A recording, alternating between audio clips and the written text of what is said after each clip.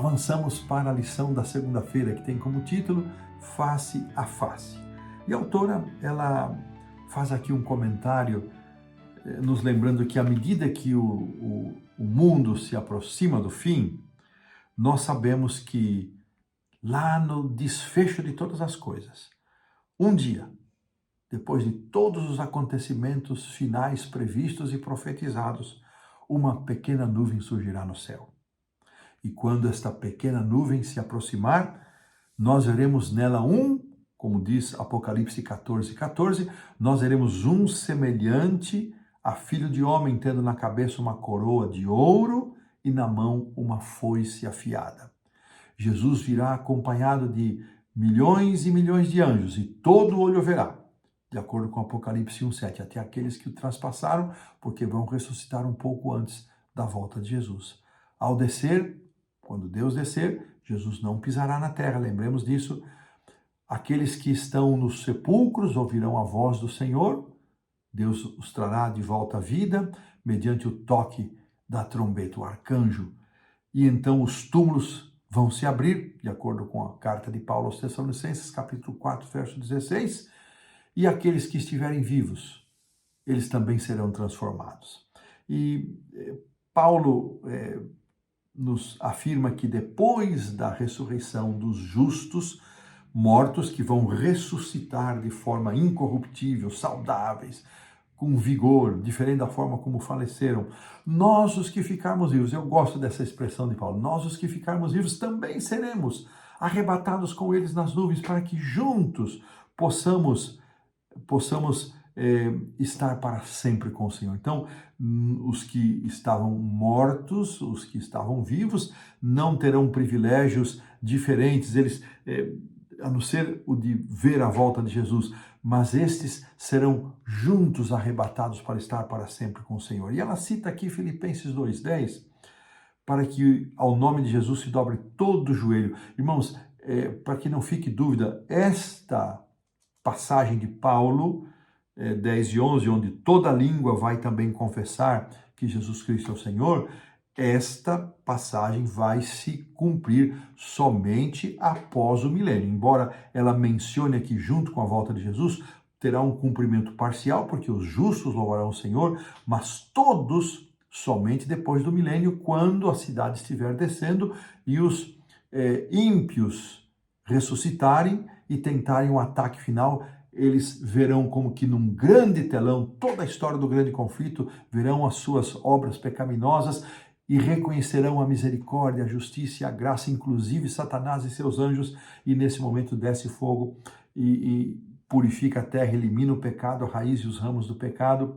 Então, esse tempo é o tempo após o milênio, não é na volta de Jesus. E aqui nos diz que esta verdade maravilhosa de que um dia veremos Jesus e o veremos de verdade, o veremos face a face. Ouviremos a sua voz, veremos o seu rosto e confessaremos que ele é o Senhor. Aquele sobre quem lemos, sobre quem meditamos, por quem nós choramos e nos entristecemos por causa dos seus sofrimentos, por quem nos alegramos por causa da sua bondade e misericórdia, agora está diante de nós. Nós vamos poder vê-lo face a face. E ter a certeza disso é uma das bênçãos, porque Deus é fiel e Ele cumprirá a sua promessa. Então, naquele tempo, irmãos, naquele momento, quando as trombetas soarem, todo olho contemplar a Jesus, nós saberemos que este tempo é um tempo de recompensa e que valeu a pena esperar.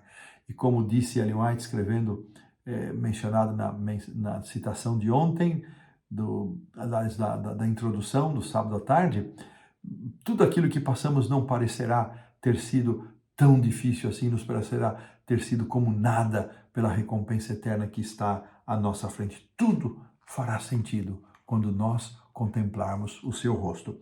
Eu quero trazer aqui uma outra citação de Ellen White, aqui está na página 93 dessa porção, que diz o seguinte: os puros de coração vivem como na visível presença de Deus durante o tempo que Ele lhes concede nesse mundo. Ou seja, nós somos chamados a viver uma vida pura, mas eles o verão face a face no estado futuro, imortal, assim como fazia Adão quando falava e andava com Deus no Éden. Olha que coisa linda. Hoje nós podemos ter comunhão com Deus, mas não podemos ver sua face. Mas quando ele se manifestar, quando Jesus voltar e nós fomos chamados para a eternidade, então ela usa a expressão como Adão no Éden, andando e falando com Jesus, assim será também a nossa experiência. Você consegue imaginar isso, irmãos?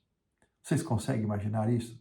Às vezes parece um sonho bom demais para ser verdade, mas é promessa. Assim como não caiu nenhuma promessa, todas se cumpriram. Assim como nenhuma profecia caiu, todas se cumpriram. Essa também vai cumprir. E que esta mensagem, irmãos, aqueça o nosso coração, ver o rosto de Jesus, vê-lo face a face. Eu gosto de pensar na cura do cego Bartimeu, quando ele foi curado por Cristo. A primeira imagem que ele viu foi a imagem de Jesus. E eu fico pensando, irmãos, nós somos cegos espirituais, cegados pelo pecado, e quando as escamas do pecado forem retiradas da nossa visão, quando o nosso corpo mortal se revestir da imortalidade e nós pudermos ver a face do Senhor Jesus, oh, que glória será, que bênção. Que maravilhoso pensar nisso. E desta maneira, irmãos, com esse pensamento tão glorioso, nós colocamos um ponto final na lição da segunda-feira.